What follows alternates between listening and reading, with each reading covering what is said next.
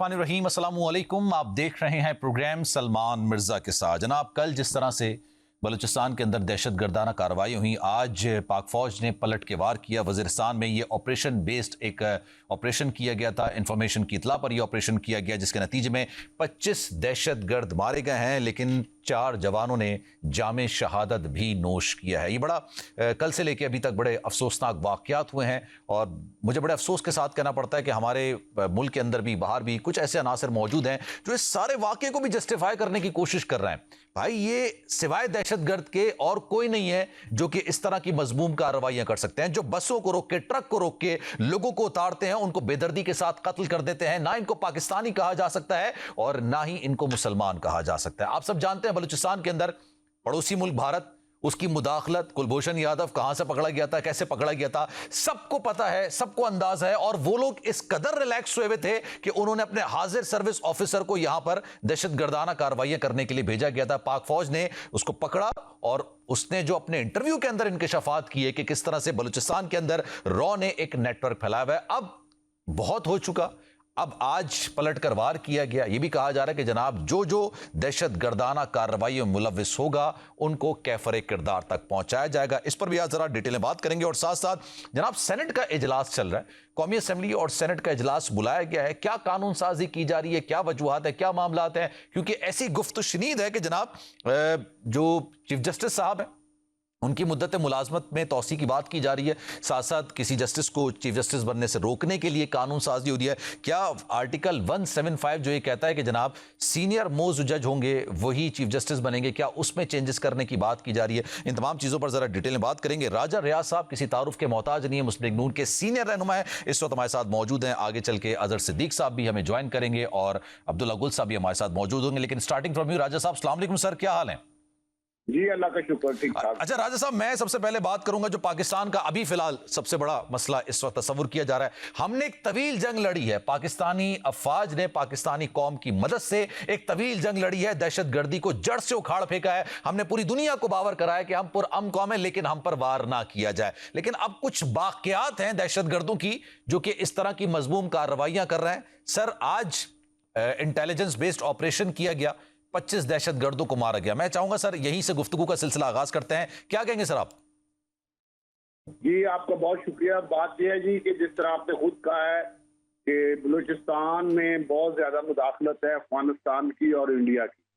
और बलूचिस्तान में देखें, बस से आदमी को उतारा जाता है, उसका शनाख्ती कार्ड देखा जाता है, फिर उसको कत्ल किया जाता है। ये इंतहाई अफसोसनाक है। ये ना बलोची हैं, ना पाकिस्तानी हैं, ये पाकिस्तान के दुश्मन हैं, ये गद्दार हैं और ये पाकिस्तान में पैसे लेके दहशतगर्दी कर रहे हैं। तो इनका जो आज जिस तरह इनको जवाब मिला है, ये ही इनके लिए जवाब बनता है। और अब इंशाल्लाह ताला, चाहे बलूचिस्तान हो, पंजाब का, पाकिस्तान का कोई भी हिस्सा हो, इनको इसी तरह जवाब मिलेगा। और ये आज जो हुआ है, मैं इससे पाक और फौज को, हमारे सिक्योरिटी इदारों को मुबारकबाद भी देता हूँ, खराज तहसीन भी पेश करता हूँ। और उनके जो लोग शहीद हुए हैं वो हमारे बच्चे हैं, हमारे भाई हैं, कल भी शहीद हुए, आज भी शहीद हुए। और वो अपनी जो जिंदगी है वो हमारे लिए कुर्बान कर रहे हैं। लेकिन बदकिस्मती की बात है कि पाकिस्तान के अंदर कुछ लोग ऐसे हैं, बदबख्त हैं, जो इन शहीदों को भी बख्शते नहीं, इनके मुजस्मे भी जलाते हैं, उन्हें ठोकरें भी मारते हैं, उनके साथ ज्यादती भी करते हैं। तो ये बदबख्त लोग जो हैं, अल्लाह पाकिस्तान से इनको महफूज रखे। और हम अपने सिक्योरिटी इदारों के साथ खड़े हैं, उनके शाना बिशाना है। और सिक्योरिटी इदारों से मेरी अपील है कि आज आपने सही सिमत अख्तियार की है, ये ही इनका इलाज है और इस तरीके से इनको जवाब दिया जाए। और सर, अब ये बात का फैसला हो गया कि अब कोई बातचीत नहीं होगी, चाहे नाराज हो नहीं हो, बातचीत नहीं होगी। अगर आपने एक जान को भी जी जी इन लोगों से क्या बातचीत, जो लोगों को कत्ल कर रहे हैं, बिल्कुल दुरुस्त है, कत्ल करते हैं, उनके शनाख्ती कार्ड चेक करके कत्ल करते हैं, हमारे फौज सिक्योरिटी के इदारों पे हमले करते हैं, इनके साथ किस किस्म की बात की? ये तो पाकिस्तान के दुश्मन है। एक सियासी जमात एक ऐसी है ना जो कहती है कि जनाब बातचीत भी करनी चाहिए। मैंने कहा आपसे भी पूछूं सर इस पर। नहीं, कोई बातचीत नहीं। ये पाकिस्तान के दुश्मन है, ये पाकिस्तान का नाम मिटाना चाहते हैं। इनके लिए पाकिस्तान के किसी मुब्बे वतन शहरी के लिए, किसी वतन पाकिस्तानी के लिए, इनके लिए कोई जगह नहीं। बिल्कुल। अच्छा सर, थोड़ी सियासत में भी बात करते हैं सर। ये सेनेट का इजलास भी चल रहा है, कौमी असेंबली का इजलास भी, ये मुश्तरका इजलास। सर कुछ कानून साजी वगैरह हो रही है क्या किसी को मतलब मनसब से आने पे रोकने के लिए? नून लीग क्या सोच रही है इस पर? लेकिन ये कौमी असेंबली का इजलास आज नहीं, हमेशा चलता रहता है, सेनेट का भी चलता रहता है, कानून साजी हमेशा होती रहती है, कोई नई बात नहीं। चीफ जस्टिस पाकिस्तान ने खुद कहा है कि मैंने कोई एक्सटेंशन नहीं लेनी, और इसी तरह हुकूमत भी इस पे अपना मौक़िफ़ दे चुके हैं कि कोई ऐसी बात नहीं है। तो ये प्रोपेगेंडा जरूर है। हाँ, एक चीज मेरे गौर जरूर है कि जजेस की जब तजर्बा इतना होता है तो उनको आजकल कई जजेस बिल्कुल फिट होते हैं सेहत वाइज, हेल्थ वाइज, तो उनको रिटायर कर दिया जाता है। उससे बड़ा नुकसान होता है। जो उनका 30-40 साल का तजर्बा होता है, उससे फायदा नहीं उठाया जा सकता। तो उम्र बढ़ाने के बारे में अच्छा बात हो सकती है, सोचा जा सकता है, इस पे बातचीत तो सर बात तो वही हो गई ना फिर तो बात तो सर है राजा साहब जी। अगर मुनासिब समझा गया, ये एक बड़ी देर की बात चल रही है, आज की नहीं चल रही, 15-20 साल से ये बात चल रही है। इस जजेस का जो तजर्बा है, जब अपने वो तजर्बे के रूज पे पहुंचते हैं, उस वक्त उनको रिटायर कर दिया जाता है। उसकी डेट में, उसकी मुद्दत बढ़ाने में उसका किसी एक जज को नहीं फायदा होना, सब जजों को फायदा होना। पर सर एक इंस्टीट्यूशन है ना सर, एक इंस्टीट्यूशन में लोग आते हैं, लोग जाते हैं। सर अगर ये हो गया मामला तो फिर तो बात वही आएगी कि हो सकता है कि आप जितनी मुद्दत मुलाजमत बढ़ाएं, वो उसके बाद भी माशाल्लाह अल्लाह उनको सेहत दे, वो फिट रहे, तो फिर आप मजीद बढ़ाएंगे। नहीं, वो तो नहीं है। ये एक बड़ी पुरानी बहस है, 15-20 साल से ये बहस चल रही है, और इस पर भी सोच विचार हो रही है। कोई हतमी बात नहीं है। मैं आपको बिल्कुल क्लियर कह रहा हूँ, कोई हतमी बात नहीं है। इस पे मुख्तलिफ लोगों की मुख्तलिफ राय है, लेकिन वजीर कानून साहब ने आज भी कहा है कि ऐसी कोई बात नहीं है। तो फिर मेरा ख्याल इस पे हमें बहस करने की जरूरत। चले अच्छा सर, आपको लगता है कि कोई भी इंस्टीट्यूट का सबसे अगर एक सीनियर बंदा होता है, वही उस इंस्टीट्यूट के सरबराह के तौर पर लगाना चाहिए? मुसद्दिक मलिक साहब कह रहे हैं कि जनाब ये कहां लिखा हुआ है, और दुनिया में ऐसा कुछ भी नहीं है कि जनाब सीनियर ही लगेगा। नहीं, अभी देखें, आर्मी चीफ जो सीनियर तरीन थे, मियां शहबाज शरीफ साहब ने उनको लगाया, मेरिट पे लगाया। तो इसी तरह जो सीनियर तरीन है, लेकिन ये कोई अथॉरिटी नहीं है। लेकिन कई इदारों में सीनियर तरीन का, जिस तरह सुप्रीम कोर्ट में सीनियर तरीन का एक फार्मूला नाफिज है, और आर्मी में आपको 4-5 सीनियर लोगों के नाम जाते हैं, जो आर्मी उस वक्त का वज़ीर आज़म होता है, उसका ये इत्तेफाक है कि उनमें से किसी को सिलेक्ट करे। तो मुख्तलिफ इदारों में मुख्तलिफ आइन के तहत गुंजाइश है। उस गुंजाइश में जहाँ गुंजाइश है, वज़ीर आज़म इस्तेमाल बट राजा साहब देखें, आप एक सीनियर पॉलिटिशियन है, आपकी रूट्स अवाम के अंदर काफी ज्यादा। आपको नहीं लगता कि ये जो कानून साजी हो रही है, ये अवाम के लिए, महंगाई को कम करने के लिए, बेरोजगारी को खत्म करने के लिए, अमन अमान को बहाल करने के लिए इस तरह के मामला पे होनी चाहिए? अगर हम लोगों से डिस्कस करते ना कि एक इंस्टीट्यूशन के सरबराह की मुद्दत मुलाजमत में बढ़ाया जा रहा है, तो कहेंगे जनाब हमारा इससे क्या फायदा है, हमें क्या? अवाम एक जेन्युइन सवाल करते हैं सर। जी, ये आपने दूसरा सब्जेक्ट छेड़ लिया है। बिल्कुल महंगाई एक मसला है, इस पे पूरी हुकूमत, चाहे वफाकी हुकूमत हो, KPK की हुकूमत के अलावा तमाम हुकूमतें इस पे बहुत संजीदा हैं और बहुत सोच विचार कर रहे हैं।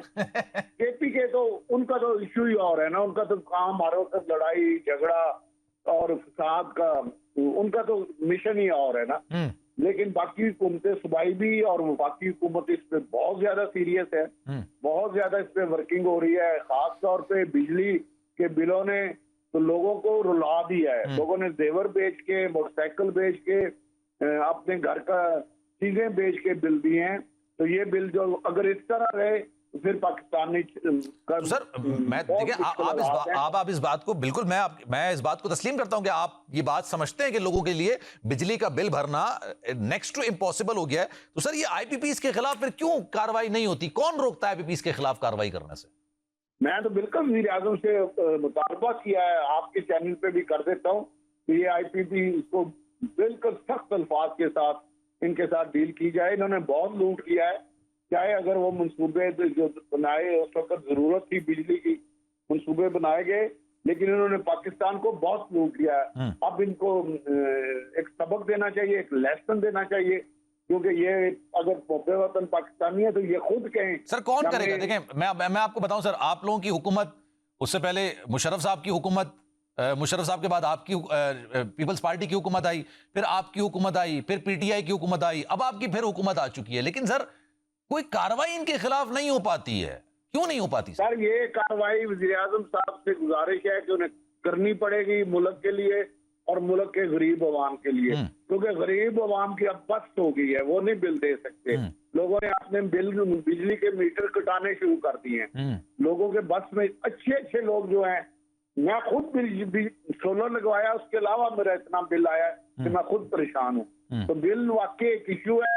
सुई गैस का आगे सर्दियां आ रही हैं, सुई गैस का बिल का इश्यू हो जाना है, इसको हमें हल तो सर करना ये पड़ेगा। शहबाज शरीफ साहब ने, वैसे तो नवाज शरीफ साहब मुस्लिम लीग नून के रहनुमा हैं, पूरे मुल्क के लीडर हैं, उन्होंने अपनी बेटी के हमरा जो वजीर आला पंजाब है मरीम नवाज साहबा के साथ प्रेस कॉन्फ्रेंस की और कहा 14 रुपए यूनिट पे कमी की जाती है। तो सर ये पंजाब के लिए क्यों, पूरे पाकिस्तान के लिए क्यों नहीं? ये तो वजीर आजम साहब को करना चाहिए। नहीं, वज़ीर-ए-आज़म साहब भी इंशाल्लाह 1 महीने के अंदर अंदर ऐलान कर रहे हैं। आप देखें जो इंडिया का पंजाब है, उस वहाँ के चीफ मिनिस्टर ने ट्यूबवेलों के लिए बिजली मुफ्त की हुई है। तो ये हर चीफ मिनिस्टर का इस्तेकाक है कि वो अपने सूबे के अवाम को और चीजों से, अपने बजट को कम करके, अपने अखराजात को कम करके अवाम को रिलीफ दे। तो इसमें मेरा ख्याल ये पूरी दुनिया में होता है कि हर सूबा अपने अवाम को सहूलतें ज्यादा से ज्यादा देने की कोशिश करता है।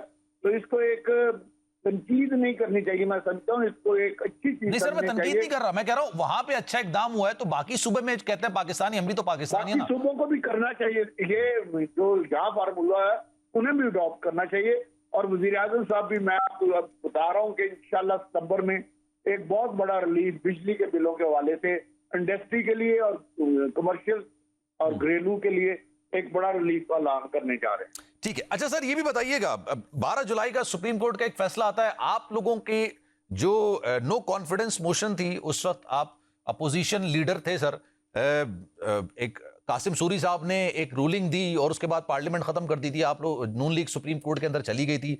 सर एक सवाल ये भी तो बनता है ना कि सुप्रीम कोर्ट ने ही उस पार्लियामेंट को बहाल किया था, आप लोग फिर हुकूमत में वापस आए थे, आप अपोजिशन लीडर थे लेकिन नून लीग वापस आई थी, आपने लेकिन ऐलान कर दिया था मैं नून लीग के टिकट पर इलेक्शन लड़ूंगा 2024 का। सर ये बताइए, अब वही सुप्रीम कोर्ट 12 जुलाई का एक फैसला देती है, उस पर हुकूमत इंप्लीमेंट क्यों नहीं कर रही है, क्या वजह है सर? उसके बारे में जो उस फैसले में जो 2 जज बैठे हुए थे, उन्होंने जो फैसला लिखा है, उसके बाद मेरा ख्याल है आपका सवाल जो है ये थोड़ा सा मेरा ख्याल है कि बनता नहीं है। क्यों सर? क्योंकि उस फैसले में उन्होंने बहुत सारी चीजें लिख दी हैं और उस फैसले को बहुत डिस्प्यूटेड बना दिया है और उन्होंने तो खैर बहुत ज्यादा और आगे तक गए हैं। मैं उस बहस में नहीं जाता। उस बारे में इलेक्शन कमीशन और हमारे वकील जो हैं वो उस पे जो कानूनी अपील पे जा रहे हैं ना आप लोग? तो अपीलें शपीलें या जो भी है वो कर रहे हैं और इंशाल्लाह सुप्रीम कोर्ट हमारे लिए बहुत एहतराम की जगह है। मुल्क का सबसे बड़ा आइन की तशरीह करने वाला अदारा है, तो इसलिए उनके हर बात को इंशाल्लाह तस्लीम करें। अच्छा राजा साहब ये भी बताइएगा, मौलाना साहब फजल रहमान साहब आपके साथ हैं, अपोजिशन के साथ हैं, किसके साथ हैं? मौलाना साहब हमारे लिए बड़े काबिल एहतराम है और इमरान खान ने उनके खिलाफ बड़ी, जिस तरह वो लोगों के खिलाफ नाजेबा जुबान इस्तेमाल करता है, गंदी जुबान इस्तेमाल की हुई है, तो मौलाना साहब मेरा ख्याल है बहुत समझदार, बहुत बड़े आदमी हैं। तो किसी सूरत वो इमरान खान के साथ नहीं जाएंगे। वो मुब्बे वतन पाकिस्तानी हैं और पाक फौज के साथ मोहब्बत करते हैं, तो जो पाक फौज के खिलाफ सोचता है उसके साथ वो नहीं है। तो सर अगर 175 को तब्दील करने की कोशिश की गई तो मौलाना साहब किसका साथ देंगे, आपका या अपोजिशन का? ये मौलाना साहब हमारे लिए बहुत काबिल एहतराम है और वो सिर्फ ना हमारा साथ देंगे ना अपोजिशन का साथ देंगे, वो पाकिस्तान का साथ। लेकिन सर वो 12 जुलाई के फैसले को जो आप लोगों ने कानून साजी पार्लियामेंट में की है वो अपोज कर रहे हैं, हालांकि उनकी अपनी सीटें चली जाएंगी अगर ये इंप्लीमेंट हो गया, तो फिर भी अपोजिशन का साथ दे रहा हूं। सर मौलाना साहब मैंने आपको कहा है कि वो भी जो भी फैसला करेंगे वो पाकिस्तान के मुफाद। Sir thank you so much. Raja साहब हमारे साथ मौजूद है, राजा रियाज साहब, thank you so much for your time. एक ब्रेक लेते हैं जनाब, ब्रेक के बाद वापस आएंगे तो गुफ्तगू का सिलसिला मजीद आगे बढ़ाएंगे।